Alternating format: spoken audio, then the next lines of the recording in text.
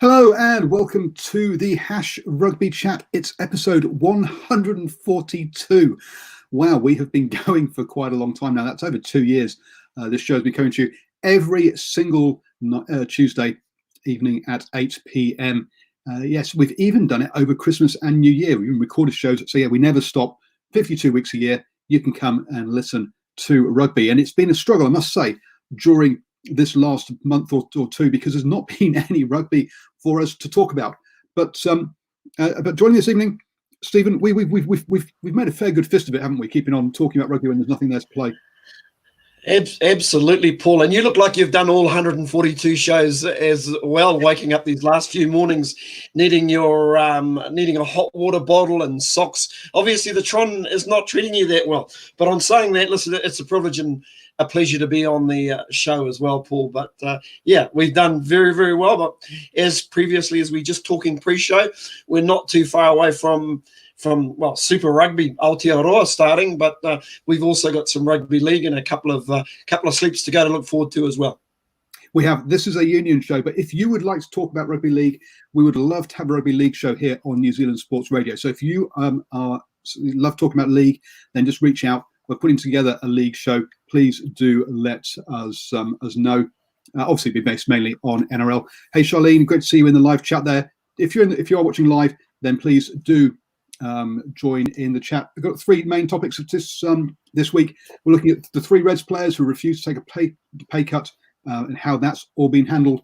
The return to club rugby here in New Zealand, and also, are we going to see a stream of players back from Europe, do you think, to New Zealand? Now, Stephen, we have got a special guest tonight, haven't we? Yes, we have. It's fantastic to have an international rugby player as well, but to have Dwayne on, who you've featured on one of your shows as well, the long chat, Paul. It's fantastic, and hopefully we can drag him back every Tuesday night as well. That's perhaps a bit of an ask. Well, you've gone and skipped, and I was going to say, hey, can you introduce him? Because I can do. It's on me. Welcome, Dwayne Polataivao. How close was I? Close, very close. Telephone. Thank you for having me. It's another privilege to be on your show again. So, thank you for the introduction. Well, different show, yeah. You were on the long chat. It was great to have a chat with you there, where we talked about your journey through rugby. So if you want to hear Dwayne's journey from South Auckland through to playing for Samoa and also playing over in the USA for Major League Rugby, then go back and listen to that interview. I'll add a link down below. I've probably done that before. But yes, we were talking pre-show about actually the return of rugby. So let's kick off there first, I guess. So Dwayne, obviously the government's announced that groups can increase from 10 to 100 as of midday on Friday, and that we'll have the return of club rugby.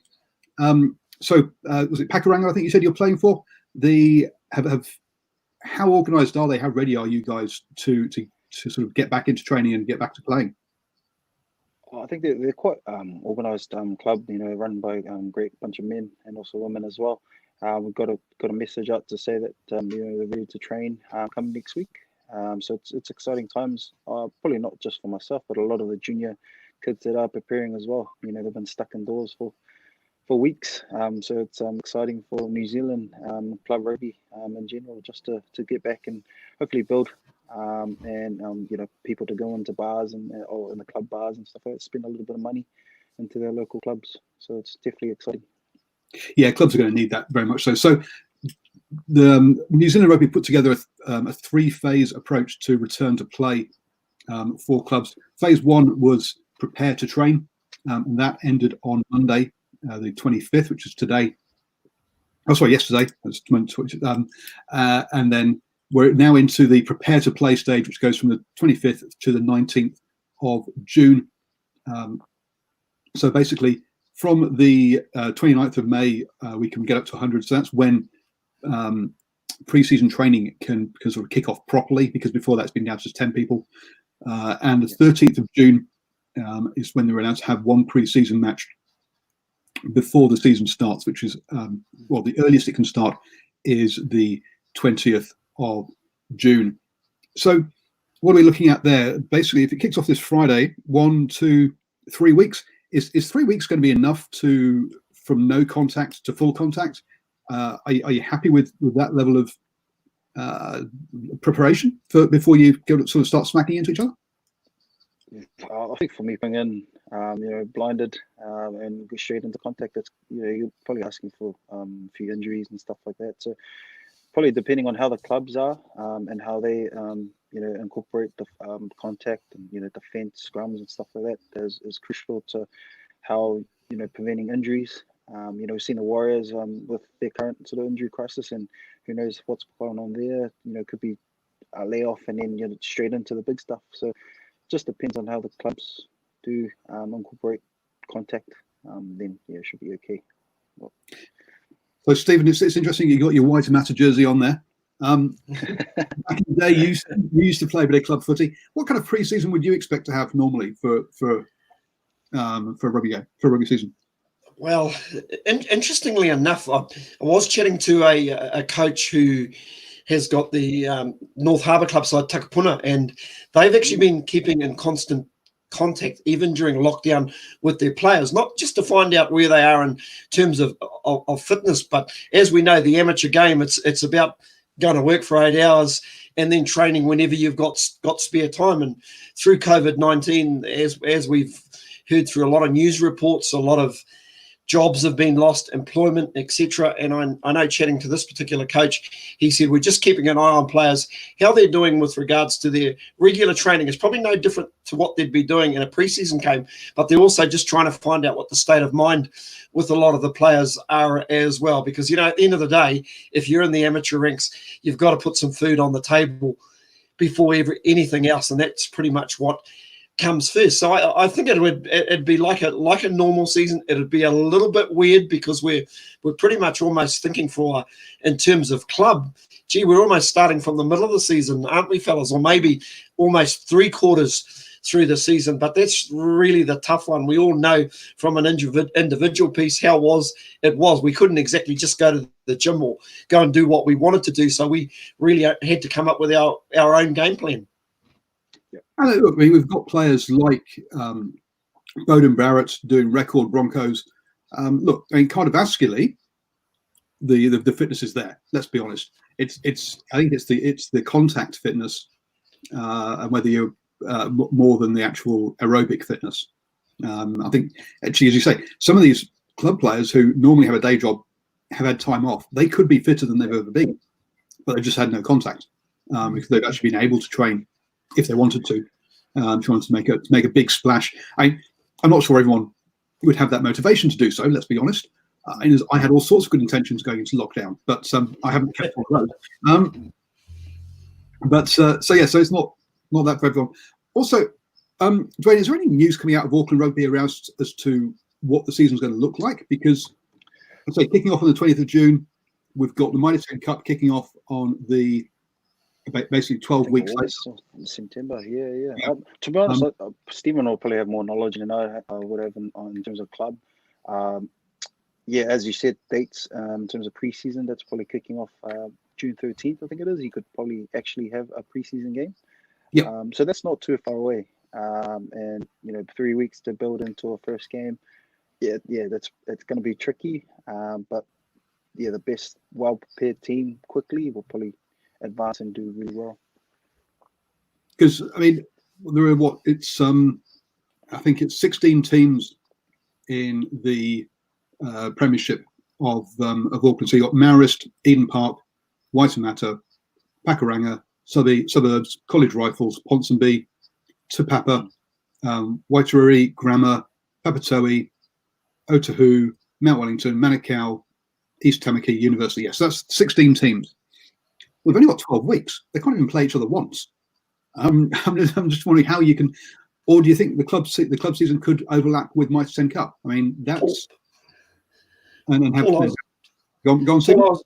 Paul, I was about to say, don't underestimate these guys. To say, even though club players, you'll find that a lot of these guys would have basically played last year. They would have been keeping themselves in reasonable nick. And when you love at that level, they actually love the game, and they play because they want to get out on the paddock. On the other side of it, there'll be some guys that'll be fizzing to get out on the paddock and get into a little bit of physical contact. And my way of looking at it, sure, it's a short period, but you know what? Everybody is in the same boat. It's not as if somebody's been able to do extras. And the fact of the matter is they've just got to hit the ground running. Sure, some of the early preseason rugby, early games is going to look a little bit like preseason, but I think once they find their feet, they'll be good as goal, Paul. I'm just worried. I'm just worried we might have quite a few injuries on that first couple of weeks from those contacts. That's my only concern.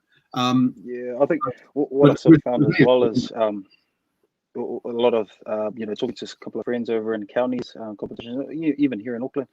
They're keeping in close contact with each other, challenging each other in terms of trainings. What I can do, they sort of post it up, and then you got to do it, or passing the parcel. So I think, yeah, as Stephen said, people are, all boys are dying to get out on the field and just get amongst it and play. I think there's nothing better than being with your mates and guys that you just had group chats with and been away from, and then all of a sudden, bang, you're straight into rugby. So I think it'll be fizzing to go, ready to play some rugby, and probably just ready to tackle and get some frustration out of the lockdown into onto the rugby field. So what's been your favourite little challenge that you've seen then between rugby players? I think a post of was a 45-minute workout. Pretty brutal, to be honest. I think some of the boys, even a coach, got amongst it. Some of the boys were saying their coaches started it and sort of passed the parcel, like get the front rows. What can you do? Can you beat my score? Beat my time? Something like that. So it's just those little things to keep everyone interested. And also just challenges everyone. I've seen fun ones where they hold the ball between your legs and you got to basically let go and catch it again 9 times. Things like moving your hands around the other side of your legs each time. But a 45-minute workout challenge, that's next level. That's that's not just little tricks of can you kick the ball into your wheelie bin at the end of your garden, which will be all trick shots, trick shots and things. That's wow, okay. So players are going to be ready. We've got 2 weeks until the pre-season game, 3 weeks until the season kicks off. Stephen, what do you think the season's going to look like? I mean, we've got 16 teams, but we've got 12 weeks, weekends, and then Mitre Cup happens the weekend after that. So surely they've got to try and wrap it up in 12 weeks. Yeah, it's gonna be like a club season. That's going to be a little bit like a Mitre 10 Cup. It's pretty much going to be a sprint. But I kind of look at times like this. It's a wonderful opportunity, and Dwayne will appreciate this. You probably played with guys who, if they've got their level of fitness up, maybe a chance to crack Mitre 10 level was the next goal for them. So I just think it's just a good opportunity. There'll be probably some players that'll be stressing at the moment, thinking, "Oh my God, couple of weeks. So what am I going to do?" But once again, here's a challenge for club coaches as well. Maybe you're going to get a lot of your bigger tight forwards turn up. So you've just got to come up with a game plan that keeps them playing in very, very thin channels, so they don't have to cover too much ground. And we all know with the big engine guys, or the guys who eat a lot, they do take a while to get fit, where I would expect loose forwards, halfbacks especially, and outside backs to be reasonably fit. So what you're trying to say is that they shouldn't have opened up KFC until the season was allowed. Until the season started, that would have been a great idea. But hey, you've seen the queues, you've seen the lines, so man, couldn't hold it back. Oh dear, that fried chicken! Oh, it's lovely. But do you think they'll sort of like maybe take the top 8 from last season and the bottom 8 from last season and get them to play each other, rather than try and do the whole 16, or do you have to give every 16 or all the teams a chance at that Gallagher Shield? Be a good question. To be honest, I haven't really sort of brushed on what's sort of going on with the club footy. Yeah, that if they go with the same model, then it will probably just be the same, and they'll probably still play club rugby through to the Mitre 10 Cup. But as Stephen said, it's a great opportunity for a lot of the guys who are probably on the fringes of making Mitre 10 Cup and a great opportunity when you have the lockdown to work on your skills or your body or your fitness and stuff like that. So there'll be probably guys who are probably just on the fringe, and then this quick season, probably the first few games, the coaches will be out there watching. Mighty team coaches will be out there watching, and and it's also a battle as well of the player if he's mentally switched on during the lockdown to come in good shape. The coaches will see that and be like, oh, okay, he's mentally strong and focused on trying to have a good crack at Mighty 10. So there's a lot of factors that the coaches will use during this time, especially probably the first 4 weeks of the season. So it's going to be exciting times, and it's going to be great club footy. Paul, I've just been looking at I had a quick look through the Auckland website. Nothing on sort of Facebook at this stage, but I think you'll probably see over the next week or two, now that we've been given the okay from the government to train in specific groups, I think you'll see a few directives come through a lot of the social network. Very impressed with Northland. They've actually put out some information. Then they've actually sent out surveys to their supporters, just asking some basically, specific feedback in and around club stuff. So I think that's really being proactive, because I think once the season starts, supporters are going to want to know, hey, can we all collectively go out and watch these guys in our little bubbles or groups or things like that? So I'm pretty sure most of unions, if they're onto it, they'll feed out that information over the next couple of weeks, or at least before the season starts.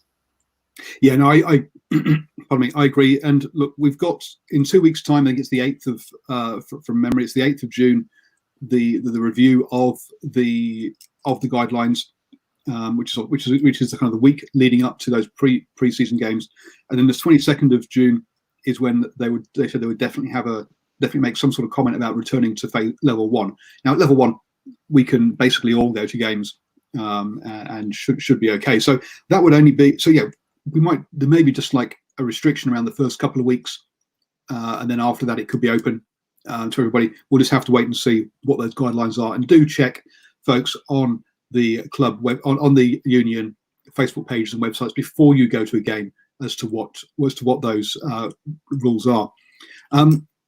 What Simon says is, he says, I don't know a lot about Auckland Rugby. You could do a conference system, 2 groups of 8. So just to give Simon and everyone else who is watching and listening an update, the way that that it works in Auckland, and I'm pretty sure it's also the way that it works in Waikato. So I thought it was a countrywide way, but maybe I'm wrong. Is that you have one round where you play all the other teams once, so that would be 15 games.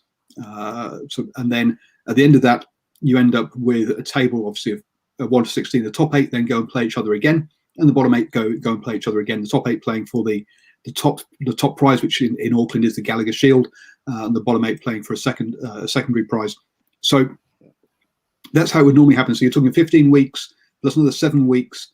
So that's 22 weeks of regular season, followed by semi-finals and finals. So you're looking at 24 weeks, which basically, if we're kicking off, there's only 52 weeks in a year, which means there's 26 weeks. So that if you kicked off on the 20th of June, that would basically take you until Christmas if you were to have the season as normal, and we could have finals footy on Christmas Day.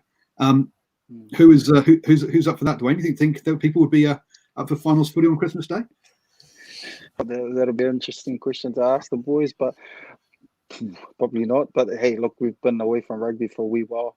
It's in than us, so I'm sure the boys will be keen to play anyways. But it's a question you probably are going to have to ask the Auckland Club Rugby and the governance and stuff like that. So yeah, it could be a hard and fast tournament. Could shorten it up and just get rugby started and playing. So yeah, it'll be interesting. Interesting questions to ask. Yeah, so there are definitely questions to come out from the administrators as to how they're going to run this season, and keep it. So one of the things we've had coming out of English football was the integrity of the tournament. Was a term that was used. So if you don't play everyone else, then does that reduce the integrity of the tournament? Say you played half the teams or all the teams once, and then half the other teams, or a quarter of the teams, just so you could fit it in because the number of weeks available. There will be some people making comments about the integrity of the tournament because people would have harder and easier draws. But we'll have to see how that all pans out. Stephen, did you say that Northland already announced the fixture list?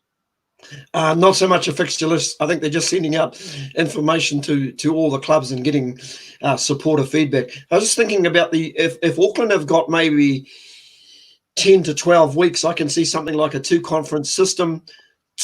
Then you take the two top teams from each conference go into semifinals, maybe something like that. I know it's pretty simplistic and it'll be pretty tough because there are some really, really good, especially the top half a dozen so teams in Auckland in the last few years, and I think Dwayne can testify to this, that it's been really close, and on a given day, any one of these teams could have knocked each other over. I know, talking to Jacob Machu, the Northland number 8, who played for Suburbs a few seasons ago, he often tells me that the Auckland club rugby is as physical as anything that he played in Mitre 10 Cup, which is a quite a comment or quite a compliment to Auckland club rugby. Maybe Dwayne can elaborate a little bit on that as well. Yeah, that's probably a fair comment. Playing in Auckland, it's definitely competitive. You see it in school rugby as well. The kids that are coming through are humongous. So I wish I was that size coming through, but hey, times have changed, and but definitely talking about club. As I said before the show, Waitemata, we had some great battles with them. Probably our hoodoo team, to be honest, Pukeronga. So we'll win some, but we definitely lose a fair few against Waitemata. So. But it goes to show, if you're not on your, you're not on your day, someone else can pick you, and it can be anyone. That's the beauty of Auckland club rugby at the moment. So you all talk about that, and I'm thinking, next Wednesday, not tomorrow, but the week after, I'll be able to get down to Hamilton Old Boys touch rugby, social touch rugby on a Wednesday evening. So that'll be my one. Nice. Just actually to say, people know, one of the guys I played touch rugby with, he kicked the winning conversion for Waikato to beat the Springboks back in the day. So yes, I might be younger than some of them, but I'm definitely not as skilled as all of them. Some good players there. Also, let's watch. You would not have normally been playing if it wasn't for COVID. You wouldn't have been playing the club season this year because you'd have been over. The club season would have happened in the first half of the year. You'd have been over in the States playing Major League Rugby. So how many extra players do you think are going to be available and around? Are we going to see stronger teams? Are there going to be more guys like yourself available? Is it going to be a significant number, or is it just going to be ones and twos here and there? No, I think there's definitely a fair few boys back from the US as well. Not so much the US, and also you got Japan, who their season's been dealt with. I've got some good mates that are here as well. But it's just a question of whether their clubs will allow them, to play some club rugby or some form of rugby. In hindsight, you probably would want them to play rugby, but at the same time, Japanese season will probably start off soon, and you probably don't want them to be banged up and stuff like that. There's definitely a fair few boys here from the MLR who we could have been still in season right now, heading into finals footy. Roughly around this time, end of May to June. There's definitely going to be a competitive season, not just in Auckland, but I think across New Zealand and Mitre 10 as well. It's building into Mitre 10. You're probably seeing guys who are back from France. There was the likes of Ben Smith who chucked his name and who could have been back for the Highlanders, but I think he chose otherwise. So it's going to be an exciting competition. And I think, as we said, people are just keen to just play rugby. And how good would it be to see some All Blacks play Mitre 10 Cup as well, or even club rugby? That'll be exciting times. Talk about as well. We've got yourself, Samoan International at the Rugby World Cup last year. We've got Rennie Ranger will be up in Northland, the ex-All Black. Obviously, he was over in MLR as well, but he'll be available to play. He's playing up in Northland. You've just mentioned Ben Smith is decided to play club rugby down in Otago. So it's going to be across the board that these players are available. It's interesting that Brodie Retallick is not playing Super Rugby Aotearoa. So will Brodie be playing some club rugby before playing for Hawke's Bay in the Mitre 10 Cup, or before playing for the All Blacks in the sort of Bledisloe Cup game? So he might use some club rugby down in Hawke's Bay to get himself match ready for those sort of games. So yeah, as you say, there's going to be some exciting names that you're not going to that you're going to be surprised at seeing on some team sheets around the country. So folks, do get down to your clubs and see who's playing, because I think you'll be surprised as to some of the names that are there. And not all clubs are very, let's be honest, not all clubs have got the that's what I'm looking for, the kind of resources to advertise that they've got these international players playing for them. So you might not know unless you actually turn up and get handed a printed out piece of paper while you're there at the game. I think that's going to be one of those things. Any other things on sort of grassroots and club rugby before we move on? No, I think we've pretty much covered it off, Paul. It's just really a matter of waiting and seeing some of the information that'll come through the respective unions. All I can say is bring it on. I'm just hoping that we've got Pakuranga at Waitemata Park just up the road in the first round of the season. We can catch up then, Dwayne. Definitely, Stephen. It'll be exciting times. The other team we'll be trying to get up to is to see Junior, who's the director of rugby for Papi Toto, sorry, or whatever. Or just sorry, folks, I'm butchering pronunciation. You're talking about Junior Polataivao from Papi Toto. Okay, I just wondered. I think they all basically just call him Junior Polu. I think everybody knows. So yes, so we'll be looking at trying to catch up with him as well. He was another person who I've had on the long talk, and was one of the owners of that number 9 jersey before Dwayne for Samoa. So one of the other things that's happened recently is 3 players over in Australia, Isaac Rodder, Harry Hawkins, and Isaac Lucas, refused to take the pay cuts that the Players Association over there had negotiated and agreed with Rugby Australia. And what followed then was that the Reds Rugby Club decided to stand them down before the players then said actually they were stepping out of their contract, and then Rugby Australia then said they were terminating the contract. So quite at the end of the day, basically they ended up saying they wouldn't take the pay cut, and their contracts got cancelled. Quite who cancelled it, whether they resigned before they were sacked is really immaterial at the end of the day. Dwayne, you've been involved in also as a professional rugby player in discussions. How much control do you have over what the Rugby Players Association kind of agree for you? And is it kind of you just have to go with it, or obviously they decided not to? But how in line is the Players Association with the players normally? They're actually quite good. They all do, or definitely do, surveys and stuff like that to see what sort of caters to the players. So they're always player first or player driven.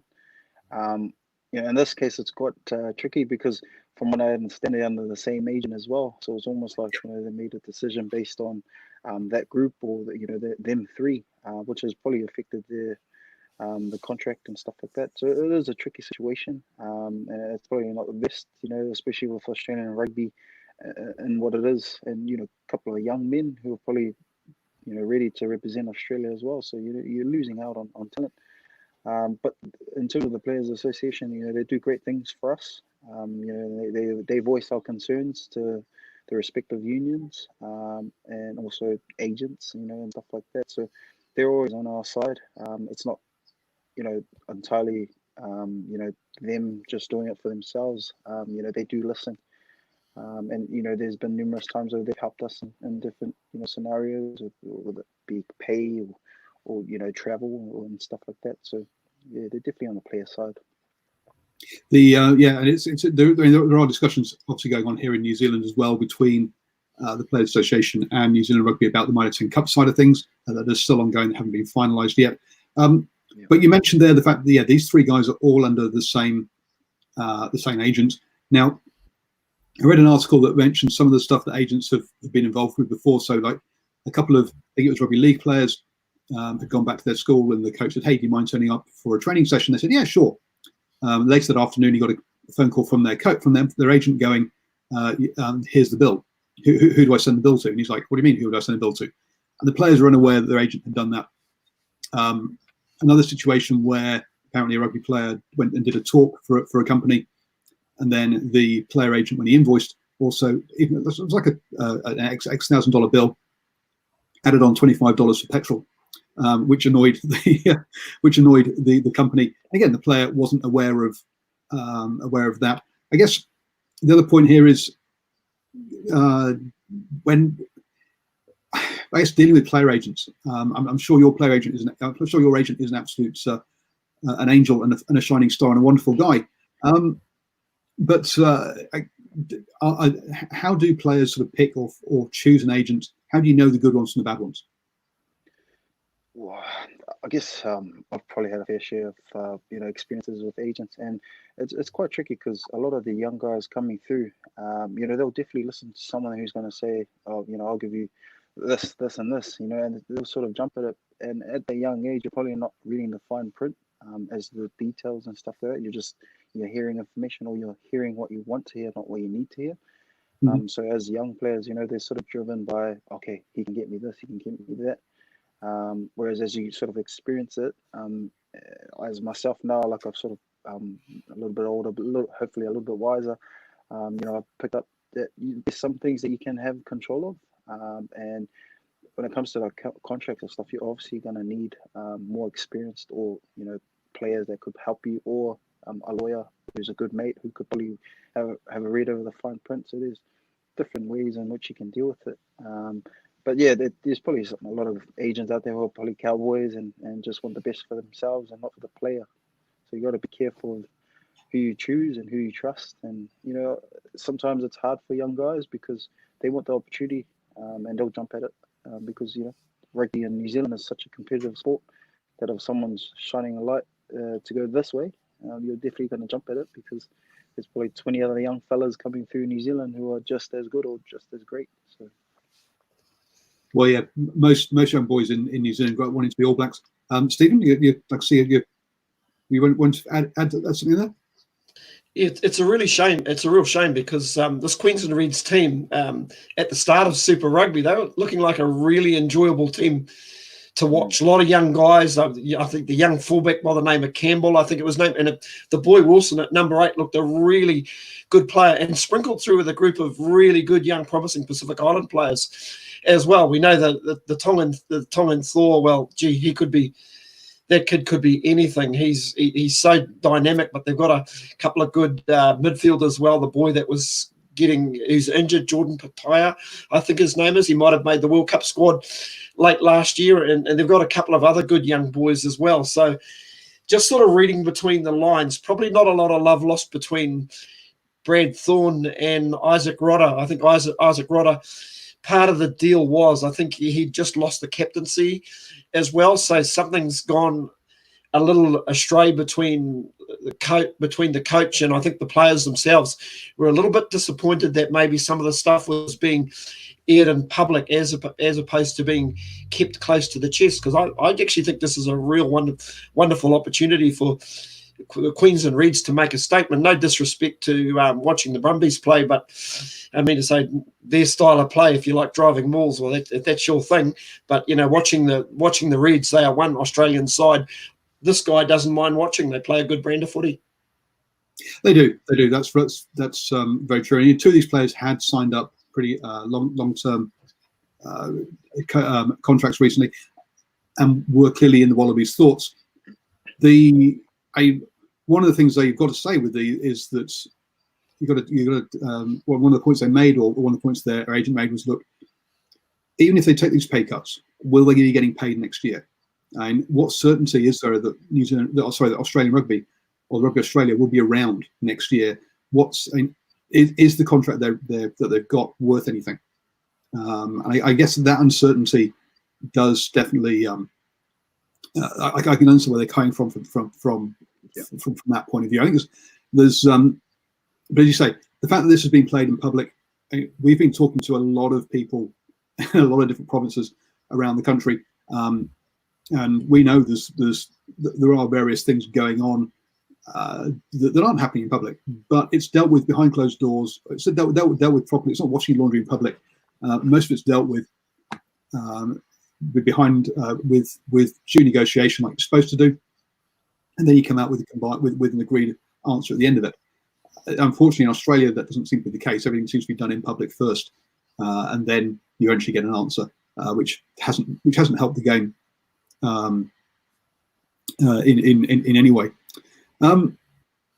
The interesting one there from Simon is that the Pro 14 teams can now spend the money they've got from CVC deal as it's gone through. We had Francois Lowe coming out at the weekend talking about how lots of players were really concerned about their futures because in England, because the team or the clubs are bleeding cash. I've gone blank. The ex-Hurricanes coach, who's now at some Saints, Chris Boyd, thank you, mentioned that if the Premiership teams hadn't got the CVC money, they would have been in really a lot more trouble than they are in now. There has been a suggestion, Dwayne, that there's going to be a whole bunch of players coming back to New Zealand just because the clubs in Europe can't afford to pay the salaries they have done. They're going to have less foreigners. Are you hearing from your mates that we're going to see more players, that some players are thinking of coming home and playing Super Rugby again, or other, or club rugby? Yeah, probably just depend on where they are. I think a lot of the UK-based boys are looking to come back home, purely obviously because of what's going on and also security. Not sure if they're going to have a contract moving forward, and that's kind of the saddest thing. But also just sort of depending on what goes on.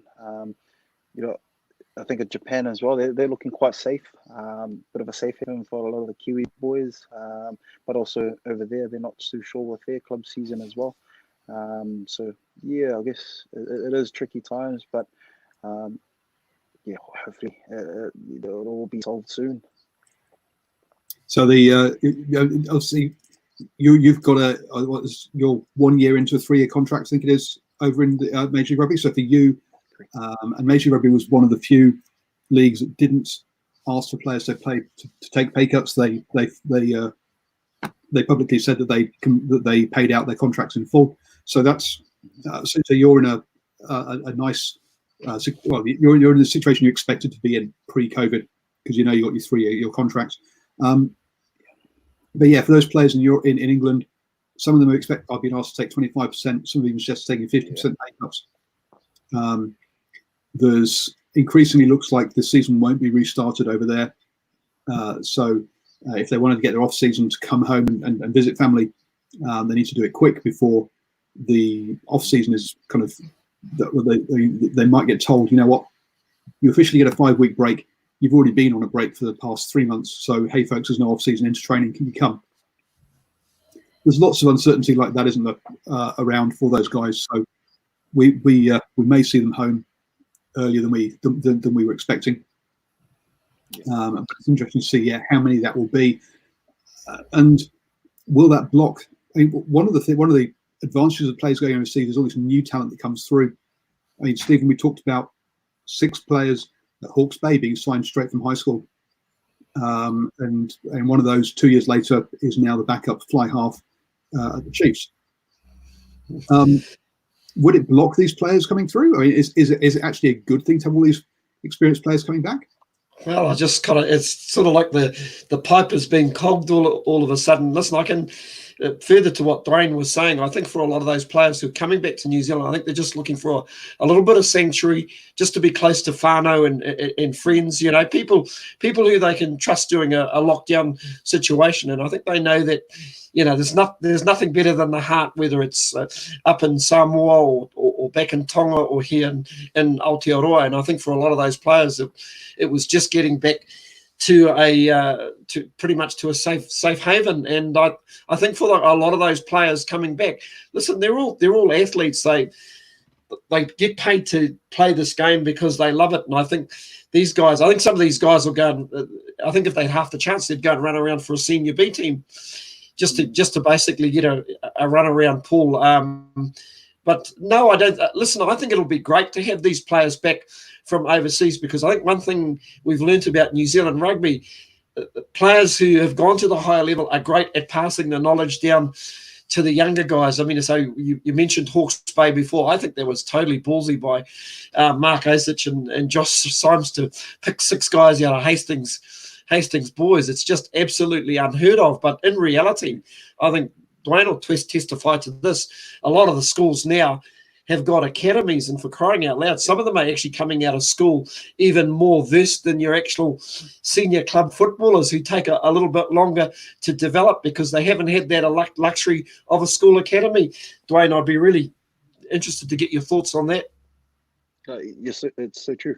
I think coming through my first years of club footy, we were training with St. Kittigans, out east, and just the program in itself, the gym facilities, not just them. You had King's College, you had Dilworth as well, who's got a great rugby program, and not just Auckland based. There's schools across all of New Zealand, building bloody beasts, just coming through, and it's not only good for New Zealand rugby, but for them to just develop the next generation of young kids coming through. It's awesome to watch. And just what Stephen touched on, you got the likes of Julian Savea coming back, you got Ben Smith. They just pass down that knowledge they've learned, that different style of European compared to Southern Hemisphere rugby. It's just knowledge that they will always bring down. And if anything, because the talent is so good here, the young boys will keep them young as well. Challenge those old fellas to stay in shape and to not relax, because the next kid coming through is just as great. So the beauty about New Zealand rugby is they continue to develop, and a lot of the old guys that do come do help, do give that knowledge that they've learnt over the years.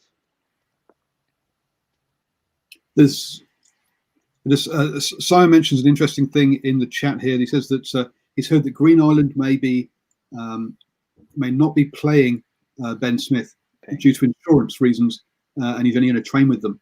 Dwayne, is that what you've had to pretty check expensive? Have you had to check the insurance situation with your club before playing, or how's that work out? So before, maybe just our club, not too sure. Maybe a couple of other MLR clubs, but you sign sort of a release form that allows you to play for respective unions or clubs. And then that sort of just pass the parcel, sort of thing. So, it's due to maybe Auckland Rugby or Club Rugby or Pakuranga or clubs to take care of that side of things. But yeah, you sign a release form to allow you to play. So, which makes things a lot trickier for, say, the Japanese boys that are here for COVID, or even the European boys that are, as well, that are here.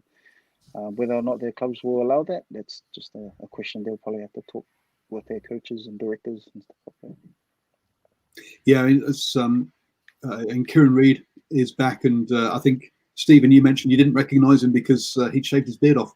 I did see that. I had no idea. I saw the interview on video, and I thought, "My God, who's the young guy? Who's the young guy?" It was Kieran Reid without a beard. I'd never seen that before. I think the last time I unrecognised somebody like that was Patrick Tuipulotu when he grew a beard and he shaved it off, and I didn't know who it was. Yeah, so it's interesting because he's back. He's one of those people that Dwayne's sort of referring to there as back from Japan, who could be available for his club, and also for the Mitre 10 Cup. But again, yeah, can they afford the insurance to cover him if he were to get injured, and the loss of earnings that he would have from that is potentially, yes, whether they can afford to insure him or not. Be interesting to see who he would play for, because clearly he was registered. Isn't he? He was registered with counties, but he was registered with Canterbury for a while. And then towards his end of time with his Crusaders, he changed to counties. But I don't know if that's where his actual house, where he actually lives in New Zealand now. Is it within striking distance of counties? I don't know where his home is, because you think, yeah, he'd want to play for somewhere near his home rather than if he lives down in Christchurch, to travel up and say, oh, you know, I'll play for counties. I was come up and rent a house in Auckland for 12 weeks. There's about 5 or 6 houses up here anyway. So so yeah, it'll be interesting to see who he plays for. Yeah, but yeah, I think counties would love to have him back. Let's be honest. So Dwayne, are you looking at? Have you thought about Mystone Cup and putting your hand up for that, or do you know what the situation is with that, or are you looking at just doing the club season and then having your off season before Major League Rugby again? Oh, I definitely looking at it. Like sort of keeping my options open, but I'm happy to be home and playing sort of club footy. Haven't played for Pakistan for about 4 or 5 years now, so it'd be good to run around with the boys again and just get a feel of how club footy is back home. You know, I've definitely missed it, but yeah, I'm definitely open to, you know, if the opportunity does arise. But yeah, enjoying being home and looking forward to the club season actually. So you've said it's been a few years since you played. Are there any of the players you used to play with for the club still there, or are they all new boys? Probably just a handful, to be honest. It's funny. I had a conversation with one of the old boys, and they said club rugby in Auckland is a young man's game now. You don't see the mid-30s. Old now is like late 20s. You know, it's different. It's changed. So you know, club rugby back then, I remember playing ponies when I was a young fella. You know, 35-year-old, 34-year-olds, you know, still sort of running around. And nowadays it's very rare that they're probably all in the senior ones and prezzies, you know, drinking a few beers in halftime and stuff like that. So, yeah, Stephen will probably know more in terms of the club scene, but yeah, that was just a conversation that I had with some of the lads that club rugby in Auckland is a young man's game. I think I can recall that season that Pakuranga won the Gallagher Shield when you beat University in the final. In fact, you didn't just beat them, you absolutely destroyed them. But that was just, I'll tell you what, that was just my memories of that game. Pakuranga were absolutely up for that game. Now, did Malachi play in that particular game? Yeah, he was definitely there. Yep, yeah, he was running. He played he had a really big, strong, strapping second five as well, who went down to the Bay of Plenty. He was a bastard. He was really good. Gee, that was a very, very handy club side. Is Peter Alatini still involved with the club? Yep, Peter's still there, still director of rugby, and still looking after things. So he's been there a couple of years now, and yeah, it's just a matter of I think we spoke about keeping the young boys interested in rugby, you know, and what's going on with COVID.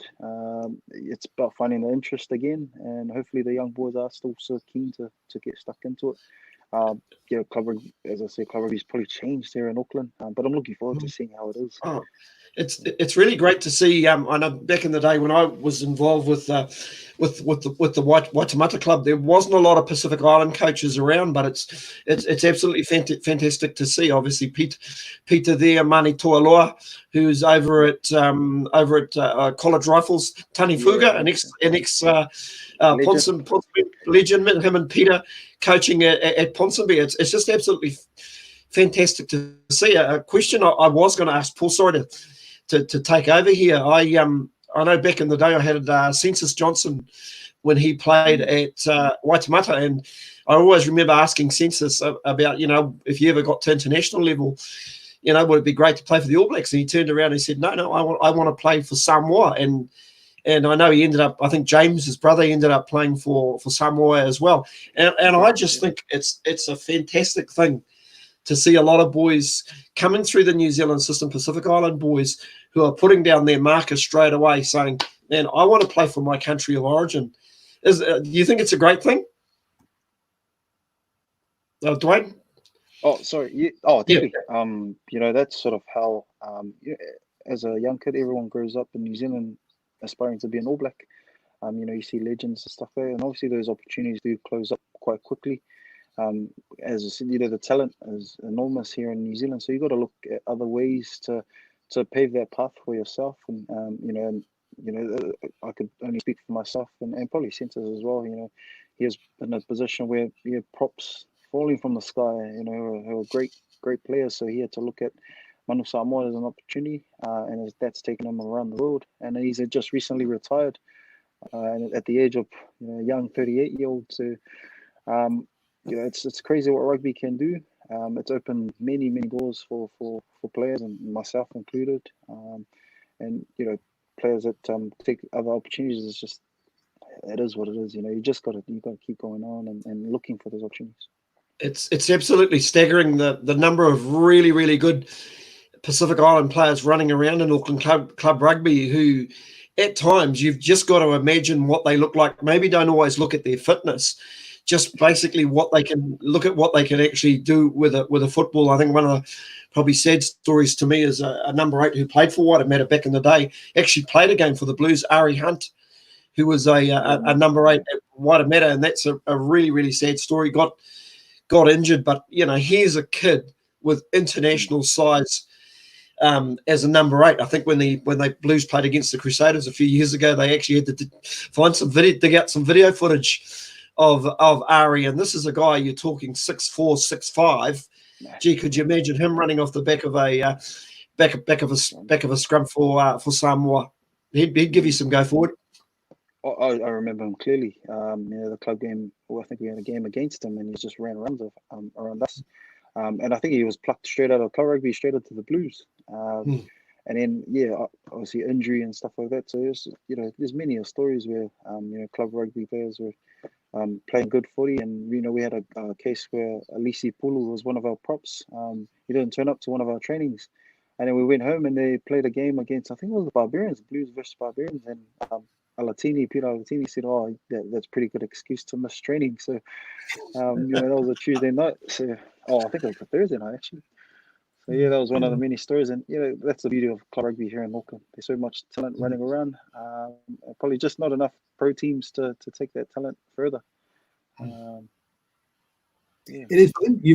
You've kind of hit a nail on the head there with some of the issues at club rugby. Is you turn up to training and someone just wasn't there, and why? And no, he hadn't told anybody, or and it isn't just to him, but I hear stories when I'm at clubs here, where basically in Thames Valley and Waikato, which is where most of the clubs I go to, chatting away and go, yeah, well, we're not sure which guys will actually turn up for training midweek, for training sessions. They won't necessarily say, they won't necessarily call in and say, sorry guys, I can't make it this week because I've got a shift or whatever.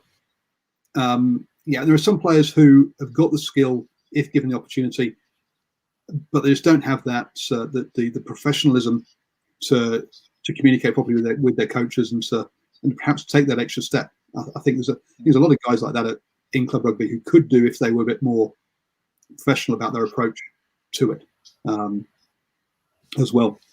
But sorry, I'll little soapbox there. No, that's I'll just touch on that. I think a lot of the young boys. I only speak because there's if you can show a pathway for a lot of these young boys, then they'll definitely put their minds to it and train. And it's up to the individual if they do decide to play rugby and to train and prepare themselves mentally, physically. And a lot of the time, I think straight out of school, they're really probably shut out because they're not in the academies, and then they're not in the system. So then automatically they're thinking, I'll probably have to go look for a job, or I'll just play rugby just to hang with my mates and stuff like that. So I think if you can find pathways in which that next tier of players, not solely just focusing on academy players, because there's so much talent. I can speak from players that I've played with, and young guys that are still coming through now, and they say the same thing. I wasn't in the academy, or I didn't make Auckland under 16s and stuff like that. So if there's another avenue or pathway in which we can probably guide these young kids to go through, then man, we've done our job as building the next tier and also making Auckland rugby and New Zealand rugby stronger. So, I get that if they haven't made an academy, that I guess the motivation perhaps isn't there. But I mean, I used to play amateur field hockey, very amateur, very social, and yeah, I just because I enjoyed it being around the guys, also because I wanted to be at least as competitive as I could be as a actually not as competitive as I could be, but I would always turn up to training every week. If I couldn't, I'd let the coach know, and you think, yeah, just how much effort does it take to quickly flick him a text saying, sorry, I've got a shift tonight, I can't make it. I just think that kind of, that's that professionalism. One thing I do want to touch on, though, the Gallagher Shield has been contested since 1883. In Pakuranga, that game that Stephen was talking about with you there, was 2013. That's the only time, that was the first time Pakuranga and the only time Pakuranga have won. So, that was a big year for the club, and to get a couple of the players back from that team for this year will be very cool. In that one, Paul, I heard the party went for about 2 weeks out of the Pakuranga Rugby Club. That's you're not wrong there. You're definitely not wrong there. Yeah, it was definitely a good few weeks of celebration, and the clubhouse was, chocker. It was definitely exciting times for the club, and it was just a team that sort of stuck together for probably 4 years, or sort of when Wayne Pivac took over, and he sort of started the whole process, and we stuck together since. And it was probably our 4th year we won the championship from that team that sort of started together. So that was some good memories, man. And that's probably one of the fondest memories of rugby, is because you play with your mates, and you work a normal job, and then you sort of turn up and play, and then you win a Gallagher Shield. So that was a special year. A lot of very good players have never won the Gallagher Shield. Paul, interesting what we were talking about. He just dropped a name there, and we just sort of just drifted past it. Wayne Pivac, international head coach for Wales now, was so. Yeah, we're not talking. We're talking a very, very good coach was there as well. It took the players and coach all together. Sorry, go on, Stephen. I was about to say, just with regards to the mindset of you get these really good young Pacific Island players, and you see them playing, and some of them have to be nurtured really, really slowly, because it's the old adage, everybody's got a story. Like you'll see the most talented kid, and sometimes he doesn't turn up to training, and sometimes if you get close to these kids, you find out there's a little bit more happening at home. They might be helping their mum out to basically be the main winner, and it's sometimes if you've got a coach or a manager who's got some contacts that can help the kids out, help the families. I know we're sort of going more social here, but sometimes that's to make it happen. That's pretty much what you've got to do. I know through my own circumstances as a manager, I think I probably spent more time trucking boys to and from home, and basically making my wife cook feeds for these kids, just to make. Sometimes you got to just make these kids feel loved, I suppose, is more than anything else. And I think a lot of these kids haven't always found themselves, and always been probably knocked down, being told they're not quite good enough. And but if you get these kids' mindset right, boy, anything's possible. God, I wish I could save them all, but the fact of the matter is, we can't, sort of thing. And there really is some really, really good kids. And I know sometimes we get into quite a hefty debate about New Zealand rugby not doing a hell of a lot. Well, I can tell you for nothing that down at grassroots level, there's a lot of volunteers who do an absolute wonderful, wonderful job. But I'm just rapt to have somebody like Dwayne on tonight, who actually chose his own path. And boy, look at the doors it's opened. I wish it was there for everybody, that sort of opportunity. Yeah, and I commend That's my soapbox for doing great work, because every club has a good guy or good lady that does all the groundwork, that never sort of appears in media and stuff. That people don't touch it or see it. If club rugby is a beautiful thing, and as I said, people find their own pathways and try and take that opportunity to have a good crack.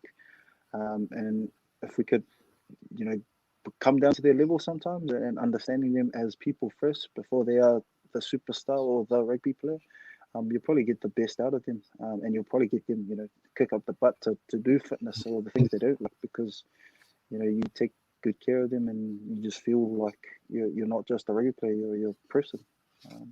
That's awesome work. I appreciate that, Steve. Actually, one topic I've just come to mind is we've talked about all these players returning from Europe.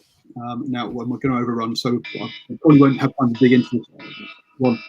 As we've seen, the alarm's gone off. It's time to go home. A reminder. It was a reminder. Sorry. That's a good.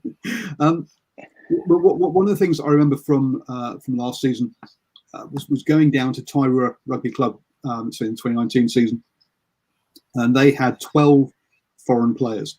Now Tairua is a small town in a Heartland Championship province. So I mean, we're talking pretty much what I guess a pretty low level of rugby compared to.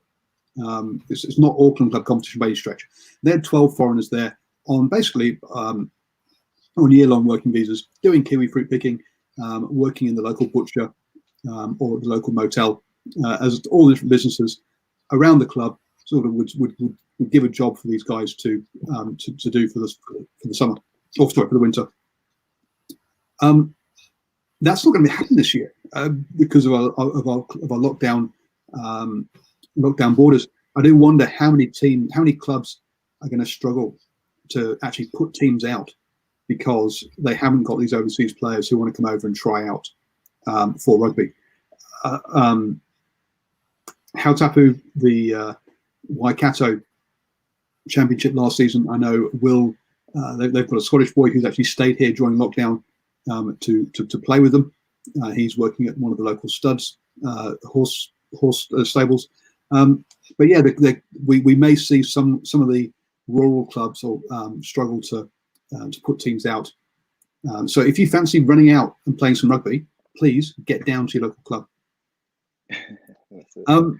We are out of time. Dwayne, it has been an absolute pleasure. Thank you so much for joining us. As Stephen says, we're going to try twisting your arm and get you on every week. But Stephen, a pleasure as always. Thank you for joining me. No, not a problem at all, Paul. I know you were going to quickly touch on Hadley Parkes and George Cruz.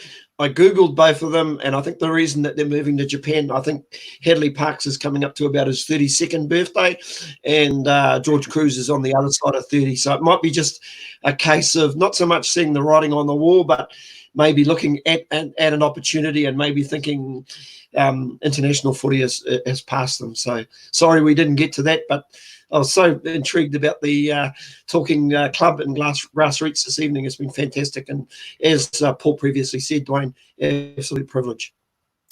Thank you. Ben. Thank you for having me, and thank you for the opportunity. And no, but you talk about George Cruz and Hadley Parkes. They're both current internationals with Wales and with England. They would have some more games, some more in them. But what it does show is that I think Dwayne mentioned earlier that Japan is still a viable place to go and play rugby overseas. They still have the salaries. It's not going to be just. It's not that all the overseas contracts are going to dry up. It might just change from being Europe to Japan as being where most of them are. You've got to remember that Cruz and Hadley Parkes were replacing Sam Whitelock and Damien Delendy. So not bad players for Panasonic Wild Knights up there. So thank you, everybody. Stephen and I will be back at 7 a.m. tomorrow morning with the morning sports briefing. Your best way to start the day up to date with all of the important sports news. We will be back next week, but I think I'm going to rename Hash Rugby Chat to be the Driving Maul Show now that we've got New Zealand Sports Radio up and running. So don't worry about the name change. The show will be exactly the same. Tomorrow night, 8 p.m, we have Do You Know Sport, the best radio sports quiz in New Zealand, the only radio sports quiz in New Zealand. And on Thursday evening, we have Swinging from the Hips, our cricket show. But remember, folks, if you would like to talk rugby league, then please get in touch because we'd love to get a rugby league show off the ground as well.